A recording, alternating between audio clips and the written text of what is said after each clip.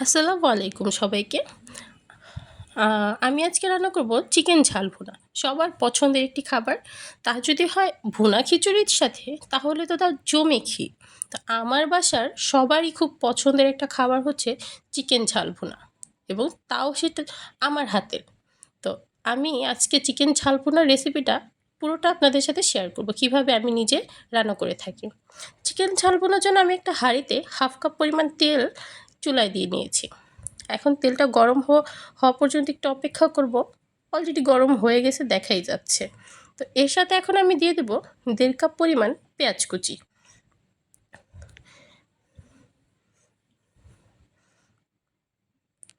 তো পেঁয়াজ কুচিটা এখন একটু মিডিয়াম আঁচে ভেজে নিব, নরম করে নিব।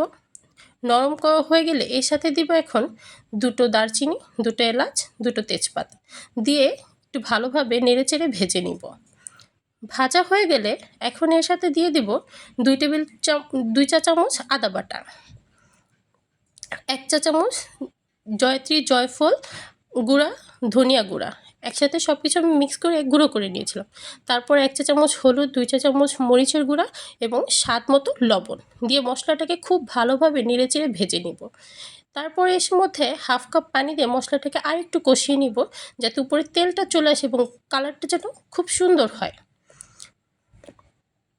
এই তো দেখতেই পাচ্ছেন আমার মশলাটা কী সুন্দর কালার চলে আসছে এবং এর মধ্যে দিয়ে দিচ্ছি 750 গ্রাম পরিমাণ মুরগির মাংস।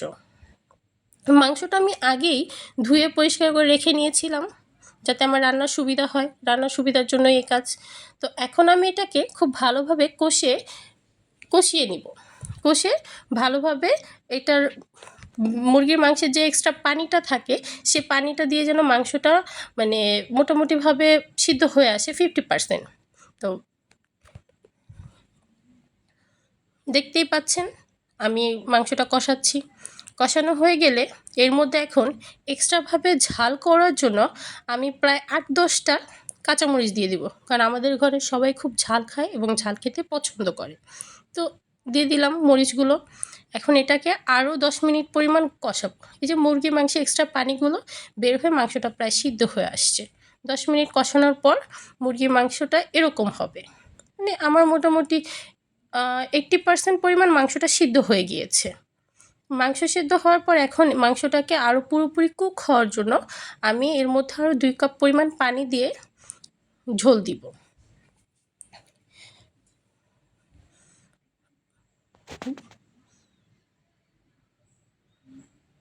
এখন এটাকে একটু ভালোভাবে মিক্স করে আমি 20 মিনিটের জন্য ঢেকে রাখবো। এই 20 মিনিট আমি অপেক্ষা করব মাংসটা হওয়ার জন্য।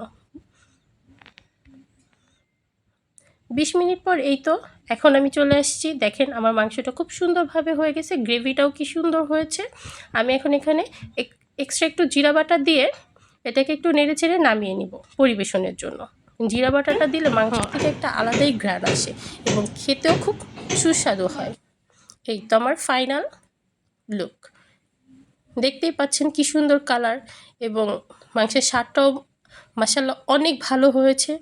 লেটস ট্রাই ইট এবং আমার চ্যানেলটিকে সাবস্ক্রাইব করে দিবেন ভালো লাগলে ভিডিওটি। Thank you.